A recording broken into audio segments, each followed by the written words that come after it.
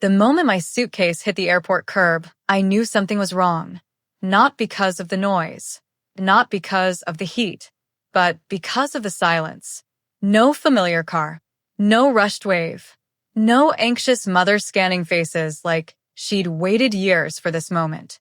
Just strangers reuniting, hugging, crying, laughing, and me standing still. My name is Aria Coleman. I'm 32 years old, and I work as a corporate compliance consultant. For the last 9 years, I lived overseas, moving from city to city, contract to contract, because my mother needed help. Or at least, that's what I believed. I landed in Phoenix, not as a tourist, not for work, but to finally come home. I checked my phone. No missed calls. No texts. Nothing. I told myself not to overthink it. Maybe traffic. Maybe parking. Maybe she was circling the terminal. Then my phone vibrated. Relief rushed through me until I saw it wasn't her. It was a social media notification. At the top of my feed was a photo that didn't belong in my life. My mom. My younger brother. A poolside cabana in Cabo. Crystal blue water. Wide smiles. Matching linen outfits. The caption read, "Family reset. Exactly what we needed." My stomach dropped.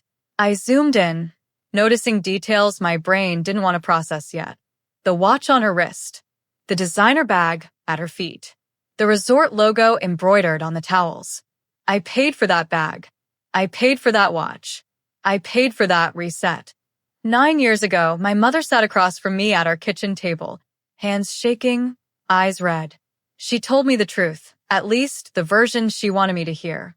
Bad investments, medical bills, a loan that spiraled. She owed $1.3 million. She said the house would be taken, that my brother would have nowhere to go, that she didn't know how she'd survive. I was 23, newly graduated, full of guilt and loyalty. So I left. I chased contracts that paid more, but demanded everything. I worked across time zones, slept through holidays, missed funerals and weddings. Every month, money left my account and landed in hers. I didn't ask questions. I didn't check statements. I trusted her.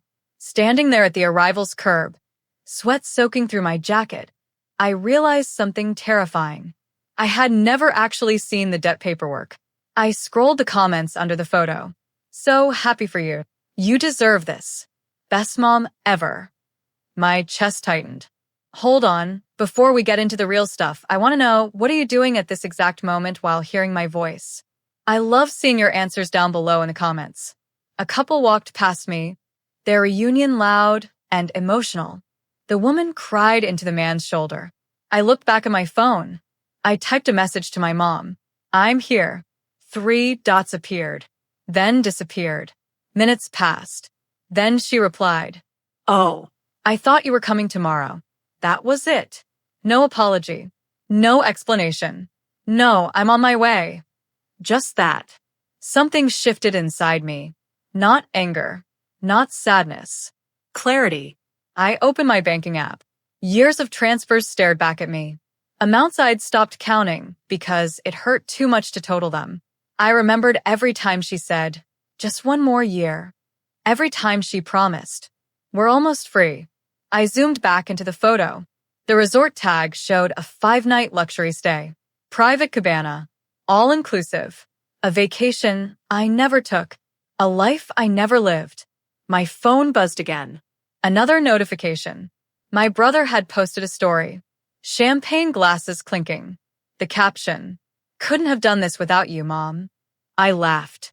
Out loud. Right there on the curb. People stared. They didn't know I was standing at the exact point where my life split in two. Because in that moment, I made a decision. I wasn't going to cry. I wasn't going to confront her. I wasn't going to beg for answers. I was going to wait. And when I moved, I was going to move quietly. Because the most dangerous revenge doesn't announce itself. It lets the other person keep smiling, right until the ground disappears beneath them. The first thing I did wasn't dramatic. No screaming. No confrontations. Just silence. I ordered a rideshare and watched the airport disappear behind me. Phoenix lights blurred past the window, while my phone sat heavy in my hand. Every instinct told me to call my mom again, demand answers. But I didn't, because something felt off.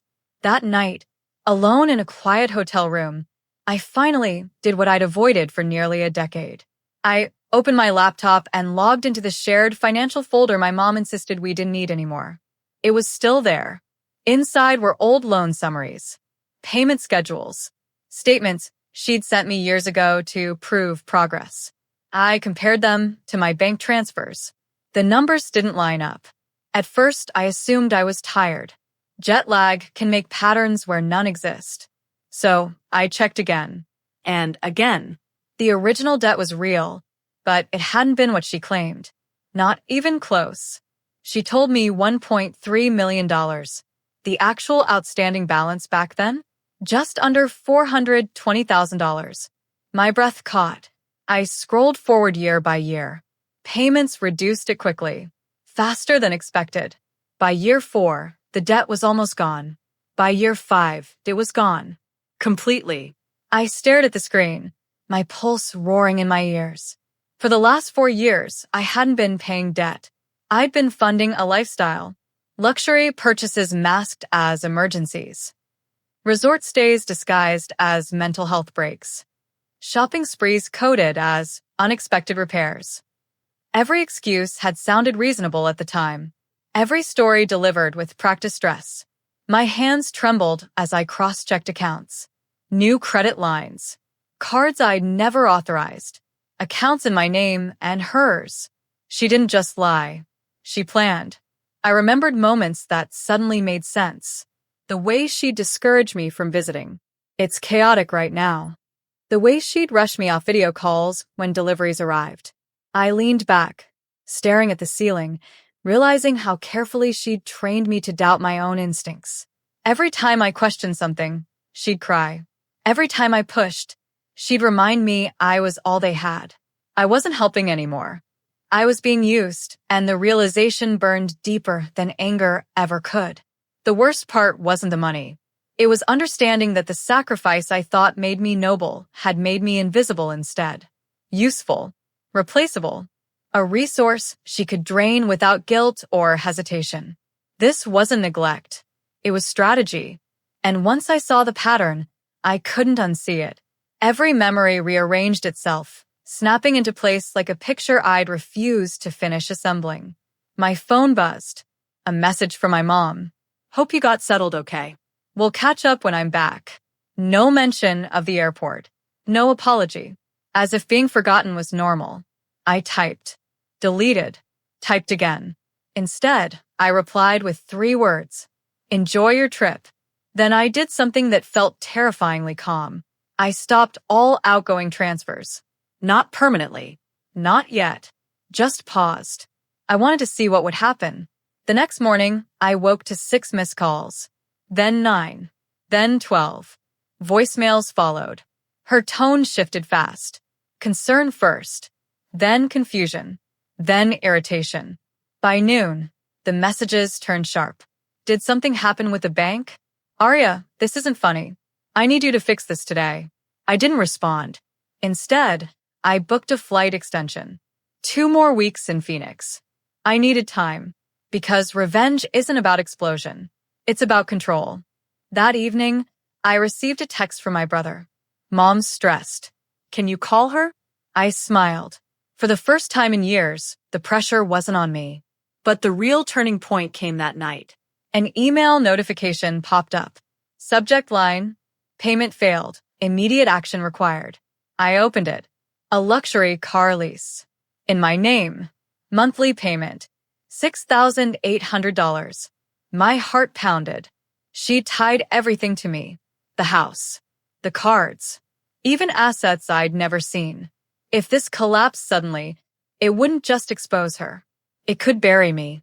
I realized then this wasn't just about revenge. This was about survival. So I made a decision. If I was going to take control back, I had to do it cleanly, strategically, legally. No emotional mistakes. No warnings. I opened a new document and titled it Exit Plan. And the first line, I type changed everything. She thinks I'm her safety net. I'm about to become her audit. For good measure. I didn't sleep that night.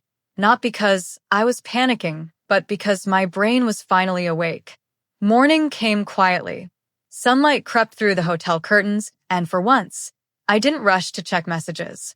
I made coffee, sat down, breathed. Then I opened my laptop like someone preparing for surgery.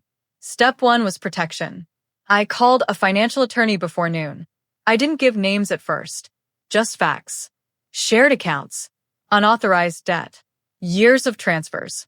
Silence filled the line longer than I liked. Then he said, "You're not foolish. You were manipulated." That sentence hit harder than any accusation. He explained what I already suspected. Everything was structured to look consensual. Power of attorney documents buried in old files. Verbal approvals disguised as family trust. She hadn't stolen from me. She'd positioned me. Step 2 was documentation. I spent hours downloading statements, exporting transaction histories, timestamping emails. Every emergency. Every last payment. I watched the pattern unfold like a slow confession. Luxury payments always followed my bonuses. Large purchases coincided with my contract renewals. Debt talk vanished the moment I asked to visit. By late afternoon, my inbox exploded again. This time, it wasn't just my mom, Aunt Carla, cousin Jess, even a family friend I barely remembered. "Your mom's worried. She says something's wrong with your accounts. You should call her." That's when I understood something terrifying. She wasn't scared yet. She thought this was a glitch. So I fed the illusion. I replied to my mom calmly, "Probably a system error. I'm in meetings all day. I'll check later." Within seconds, she responded, "Please do. We have bills due." We. That word used to mean family. Now it sounded like leverage. That evening, I met the attorney in person. He laid out options like a chessboard. Freeze assets. Separate liability. Issue formal notice. Each move triggered consequences. I chose patience because the goal wasn't chaos. It was clarity. I wanted her to reveal herself.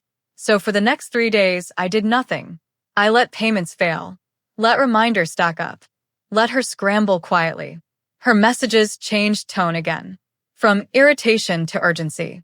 Then desperation. Voice notes arrived at midnight. Her voice shaky. "I don't understand what's happening." Then sharp again.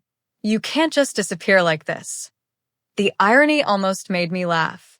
On day 4, she finally called. I answered. "Aria." She exhaled heavy. "There's a problem."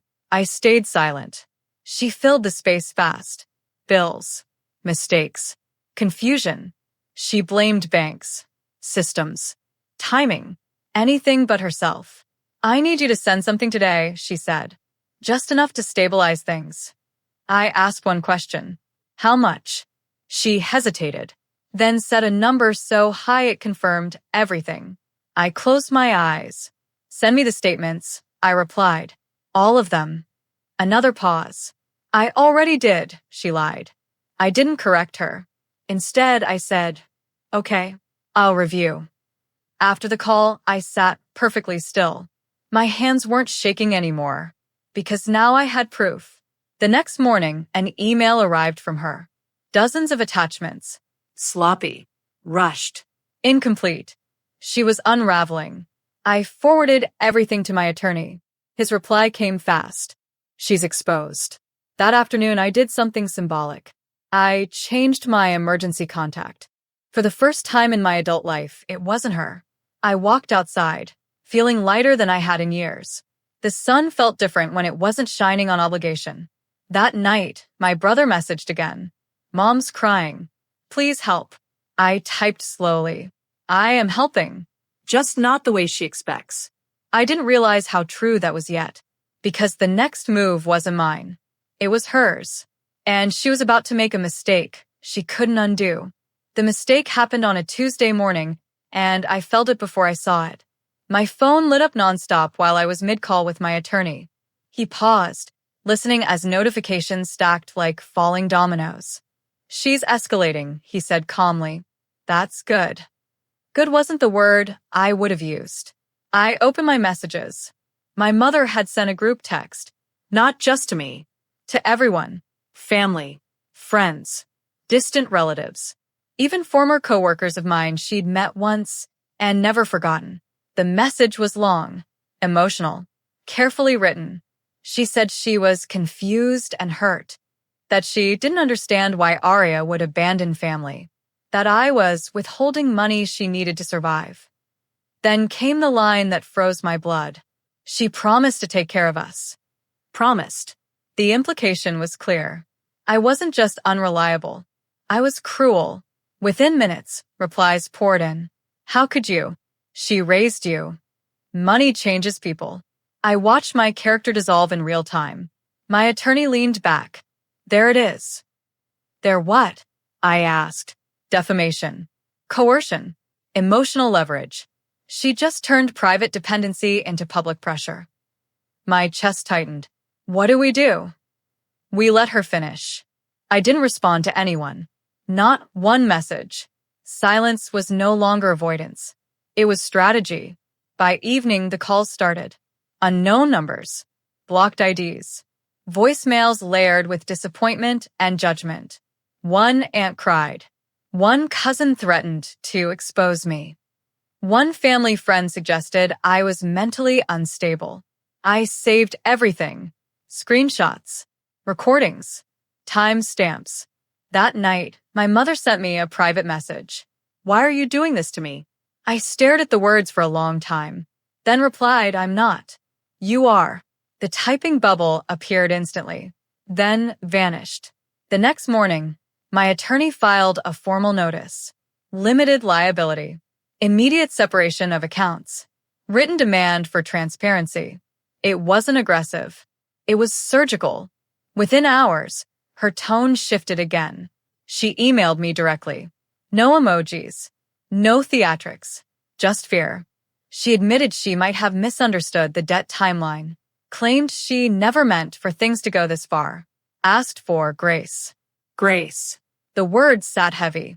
Because grace is given to those who tell the truth, not those who weaponize love. I didn't reply. Instead, I boarded a flight. Not to her. To the city where everything started. Standing outside the old house felt surreal. The place I'd been killing myself to save looked smaller now. Ordinary. Not the monster she described. A neighbor recognized me. Oh, you're back, she smiled. Your mom's been traveling a lot lately. You must be doing really well. I thanked her politely and walked away. That comment sealed it. She hadn't been drowning. She'd been floating. That afternoon, my attorney called. She just contacted her bank, he said. Tried to move assets. That violates the notice. My pulse quickened. What does that mean? It means she's panicking. And panic makes people careless. Within the hour, we had confirmation. She attempted to transfer property into my brother's name, without my consent, using documents tied to my finances. Fraud. Not alleged. Documented. I sat down hard. 9 years of sacrifice had finally produced something real. Evidence. The attorney's voice softened. You're protected now.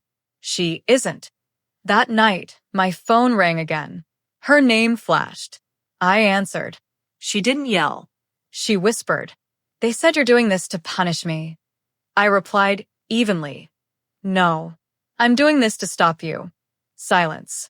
Then a sob. I'm your mother. I closed my eyes. And I was your backup plan, I said.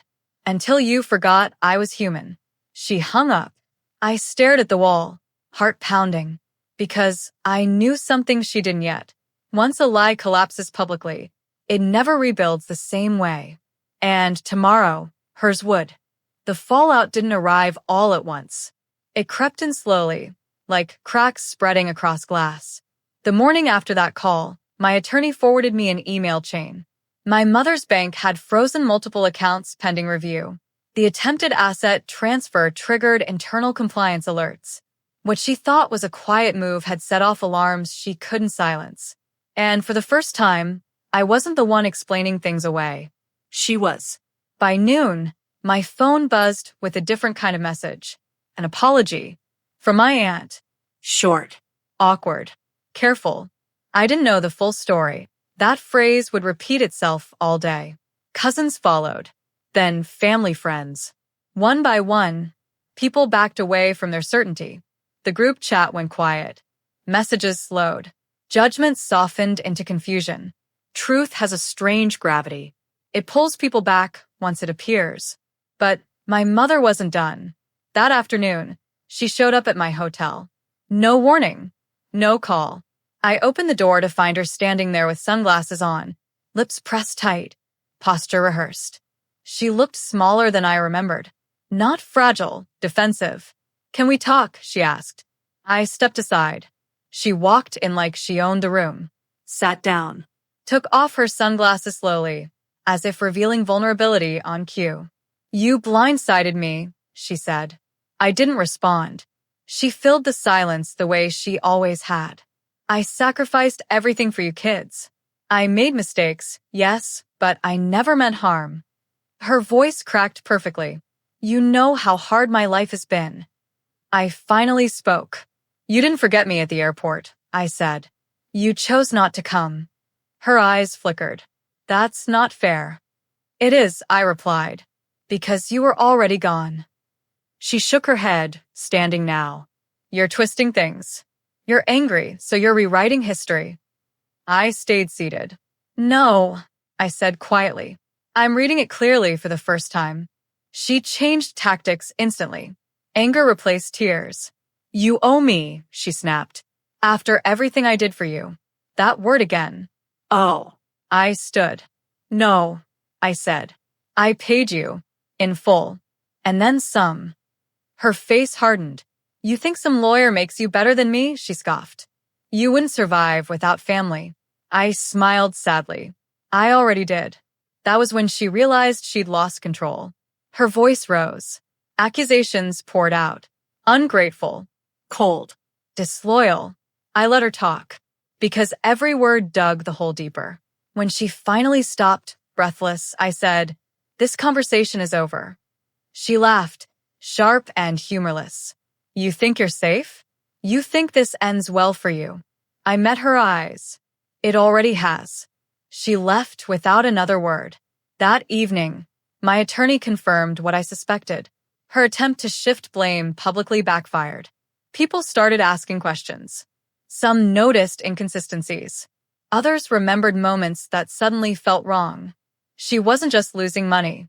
She was losing narrative, and that terrified her more. Late that night, my brother texted me again.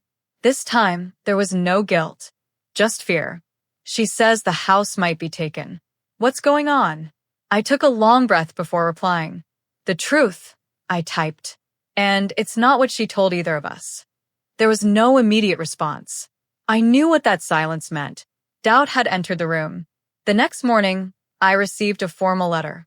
Not from a bank, from my mother's lawyer. It accused me of emotional abandonment, claimed I'd verbally committed to lifelong financial support, suggested legal action if funds weren't restored. My attorney laughed when he read it. "She's bluffing," he said. And bluffing badly. Still, seeing it in writing stung, because it proved something painful. She didn't see me as her daughter. She saw me as a contract. And contracts, once broken, demand consequences. That night, I added a new line to my exit plan. Prepare for retaliation. Because when control addicts lose power, they don't walk away. They strike. And I could feel the next move coming. Retaliation didn't come as a scream. It came as a story. I woke up to a message from a former coworker I hadn't spoken to in years. "Hey, are you okay?" I saw something online. My stomach tightened. I opened my laptop and typed my name into the search bar. There it was. A long, emotional post written by my mother, shared publicly this time. No names at first, just implication. A successful daughter. A broken promise. A mother, abandoned after giving everything. By the third paragraph, it was obvious who she meant. She painted herself as aging, fragile, confused. Me as distant, wealthy, heartless. She said I had cut her off overnight and left her unable to pay for basic needs. Basic needs. The comments were brutal. Some people defended her. Others questioned her. A few tagged me directly. My phone started ringing. Again. I didn't answer. I forwarded the post to my attorney. He replied with 2 words. Perfect. Evidence. That's when I realized something important. She wasn't trying to win me back. She was trying to destroy me. By noon, the post had spread beyond family. Old acquaintances, mutual friends, even a former client liked it. My professional reputation, something I'd built carefully, was now brushing against her version of the truth. I felt the urge to respond, to defend myself publicly, to correct every lie line by line. My attorney stopped me. Never interrupt someone while they're incriminating themselves, he said. So I stayed silent. That silence drove her crazy. She posted again that night, this time more specific. Dates, amounts, claims that could be checked, and disproven. That was the mistake. Because while emotions fade, numbers don't. We assembled everything. Transfer records, account closures, proof of debt payoff, timelines showing years of excess spending after the debt was gone. The truth wasn't dramatic. It was worse. It was boring, undeniable, and complete. The next morning, my attorney sent a cease and desist letter. Calm, professional, attached with evidence. It demanded removal of false statements and warned of legal action. Within an hour, her post disappeared. So, did her follow-up. The internet noticed. Screenshots surfaced. Questions appeared. Why delete if it was true? The comments turned. Sympathy thinned. Speculation grew. That afternoon, my brother called me. For the first time in weeks, he didn't sound angry. He sounded confused. She showed me some papers, he said slowly. I don't understand them. I closed my eyes. I know, I said. I didn't either. Not for a long time. He was quiet. Then he asked the question I'd been waiting for. Did you really pay everything off years ago? Yes. Another pause. And she kept asking you for money? Yes. His voice cracked. She told me you were selfish. I swallowed. She told me you needed protecting. Silence stretched between us. Then he whispered, I think she lied to both of us. That was the moment the spell broke. That evening, he moved out. Just for a few days, he said. But I knew what it meant.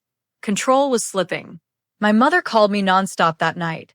I didn't answer. Instead, I listened to the voicemails. They cycled through rage, fear, bargaining. You're tearing this family apart. Call me, and we can fix this. You don't know what you're doing. The last message was quiet, almost honest. I can't do this without you. I sat on the edge of the bed, phone in hand. For a moment, the old reflex stirred, the urge to save her.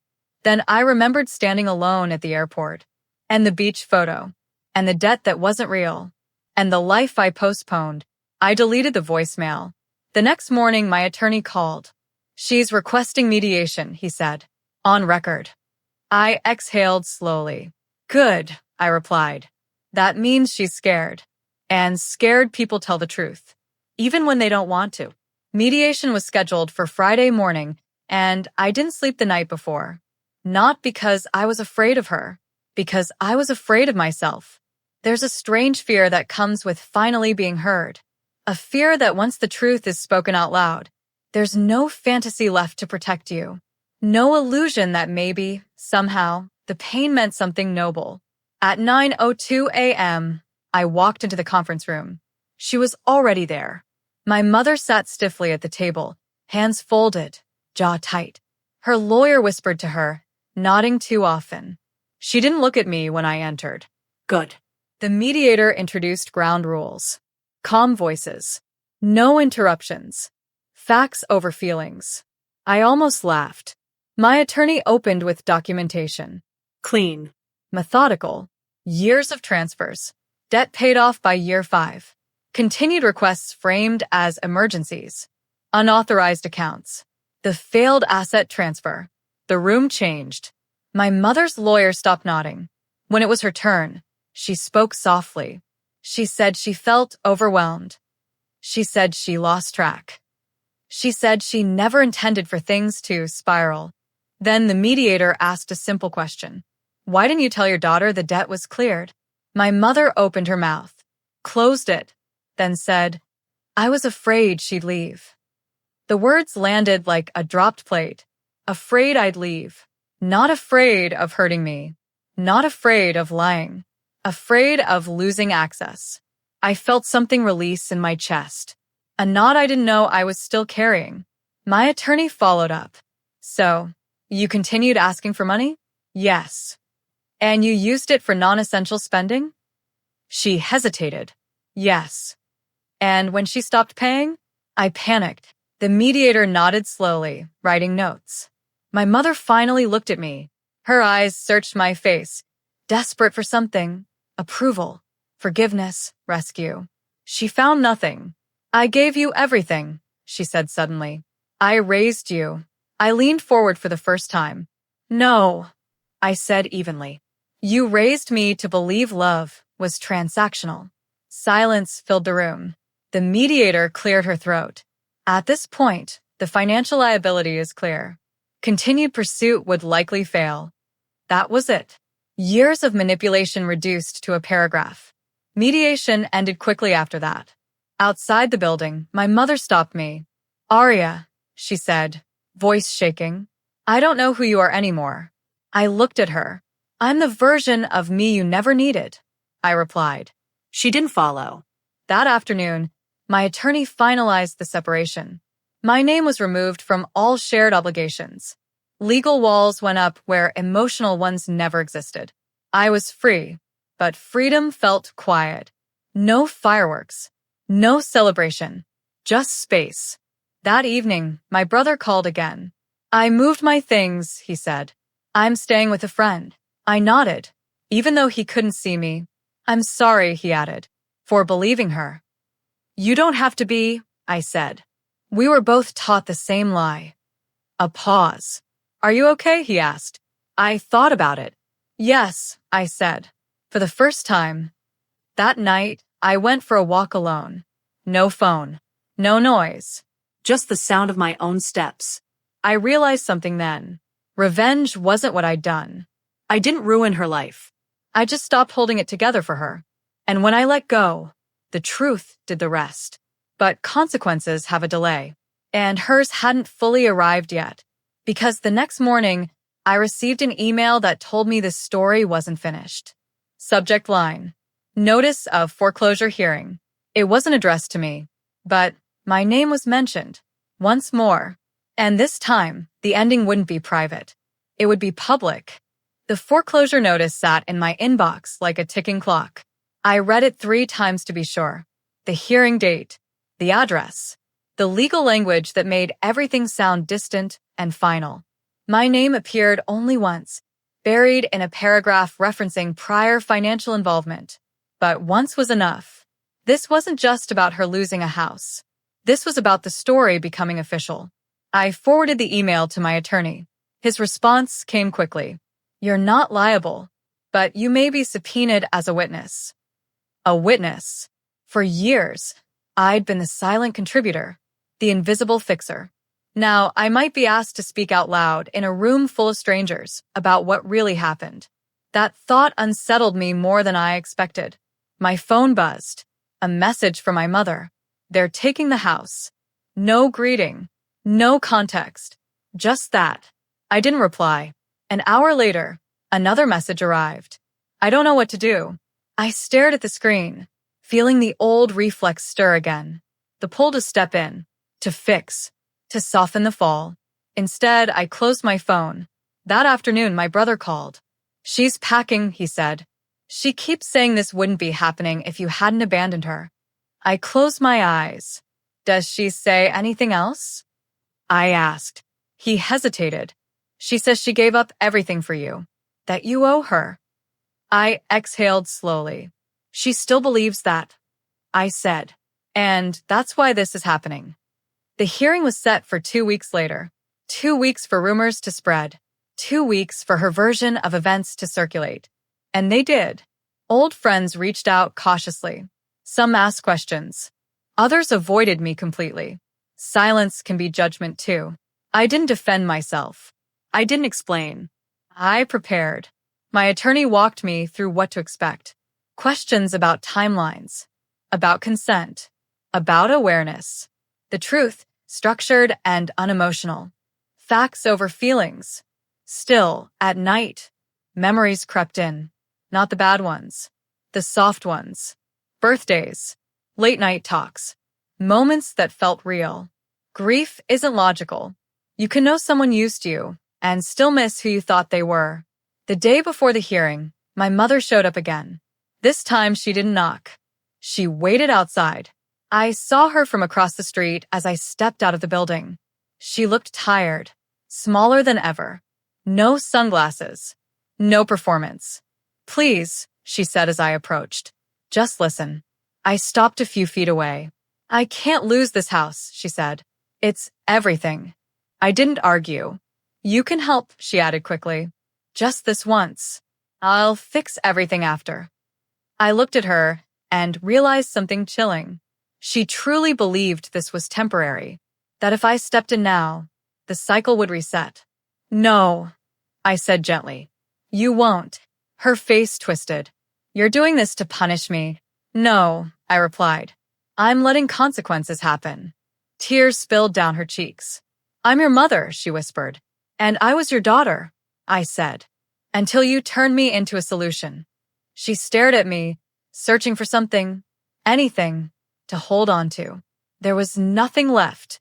The hearing took place in a quiet room with beige walls and hard chairs. No drama, no shouting, just records. When I was called, I stood, heart pounding, and told the truth.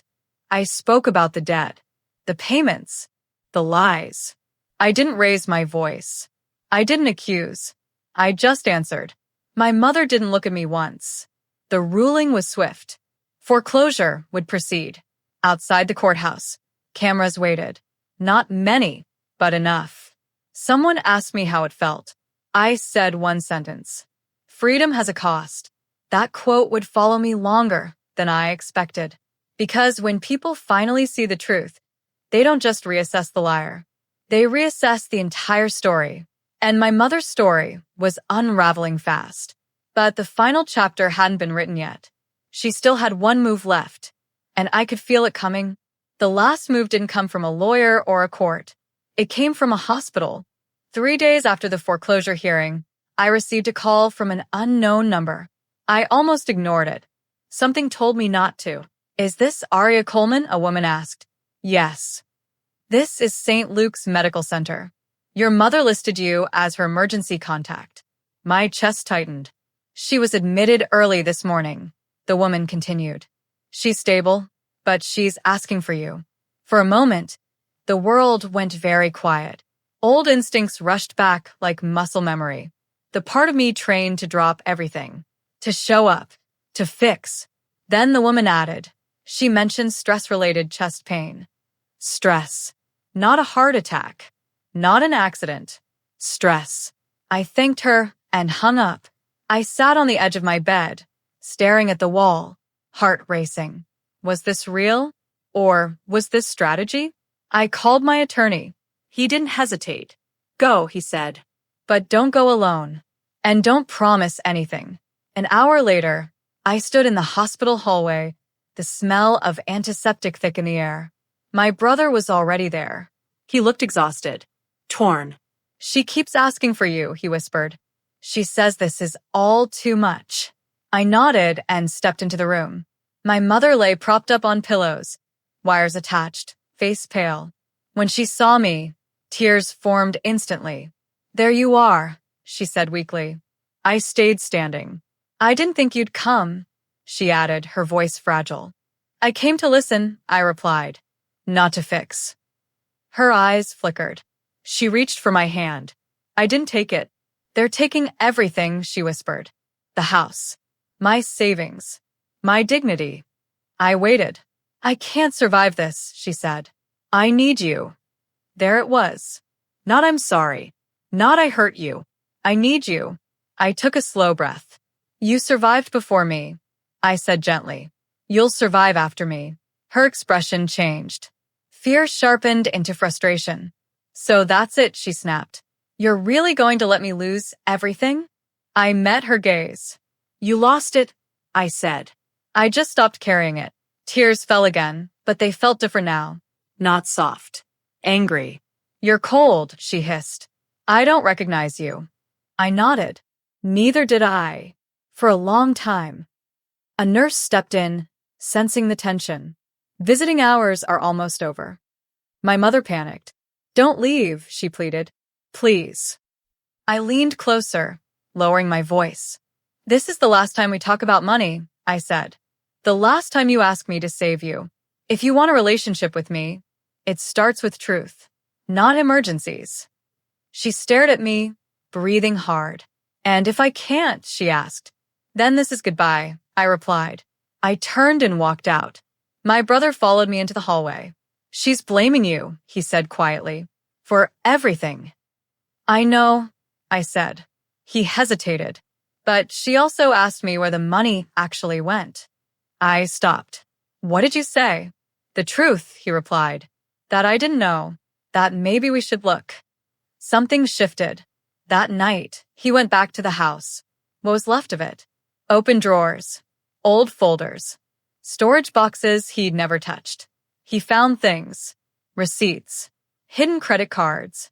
A safety deposit key. When he told me, my hands shook. Because lies can survive denial. They don't survive evidence. 2 days later, he called me voice hollow. It's worse than you said, he whispered. She knew. She always knew. That was the moment he stopped defending her. The next morning, my mother was discharged. No dramatic ending. No miracle reconciliation. Just silence. And then, something unexpected happened. An email landed in my inbox. From her. The subject line read, I'm sorry. One sentence inside. I don't know how to be a mother without meeting you. I stared at the screen for a long time. Because apologies don't erase damage. But they do signal an ending. And I knew the final choice was coming. Not hers. Mine. I didn't reply to her email right away. An apology, even a real one, doesn't demand an immediate response. It asks for space. And for the first time in my life, I allowed myself to take it. Days passed. The foreclosure moved forward quietly. The house was listed. The story faded from public attention, replaced by newer dramas, louder scandals. That's how truth often settles, not with applause, but with exhaustion. My brother moved into a small apartment across town. We started meeting for coffee, talking about normal things, work, movies, the weather. Sometimes, the past hovered between us, unspoken. But it no longer owned a room. As for my mother, she stopped calling. No emergencies. No ultimatums. No demands dressed up as love. Just silence. And silence, I learned, can be a gift. 1 week later, I finally wrote back. 3 sentences. I hear you. I accept your apology for what it is. If we speak again, it will be slowly, with boundaries, and without money. I didn't ask a question. I didn't promise anything. Her reply came the next day. I understand. I don't know if she truly did. But understanding wasn't my responsibility anymore. I flew home shortly after. Not to Phoenix. To a city I chose. A place with no emotional debts attached to it. I rented a small apartment. Bought furniture I liked. Built a life that didn't require permission. The first night there, I unpacked my suitcase and found the same jacket I'd worn at the airport months earlier. The one I stood in, waiting, realizing I'd been forgotten. I held it for a long moment. Then I folded it and put it away. That version of me didn't need to be worn anymore. People still ask me if what I did was revenge. If cutting her off was punishment. If watching her lose everything felt like justice. The truth is quieter. Revenge would have been explosive. Loud. Emotional. What I did was simpler. I stopped sacrificing myself to maintain a lie. And when I did, everything built on that lie collapsed on its own. That's not cruelty. That's gravity. My career changed after that. I stopped chasing contracts that paid well, but drained me dry. I chose work that respected my time, my sleep, my humanity. Funny thing is, once I stopped bleeding for everyone else, I started thriving. Not dramatically, sustainably. Occasionally, my mother sends short messages. Neutral, careful, sometimes awkward. We're not close. We may never be, but the dynamic is gone. She doesn't ask. I don't offer. And for the first time, that imbalance feels honest. The hardest lesson wasn't learning she used me. It was learning I allowed it because I believed love was something you earn through exhaustion. It's not. Love doesn't require self-erasure. Family doesn't get unlimited access to your life just because they share your blood. And walking away from manipulation doesn't make you heartless. It makes you free. If you're listening to this and you feel that quiet dread when your phone rings, if someone only reaches out when they need something, if your worth in their eyes seems tied to what you provide, Pause. that feeling is your clarity trying to speak. Listen to it, because sometimes the most powerful revenge story isn't about destruction. It's about survival and rebuilding on your own terms. If this story resonated with you, if it made you reflect on your own boundaries, do me a favor, like this video, share it with someone who might need to hear it, and subscribe to the channel Silent Revenge Lab. Your support helps stories like this reach the people who need them most.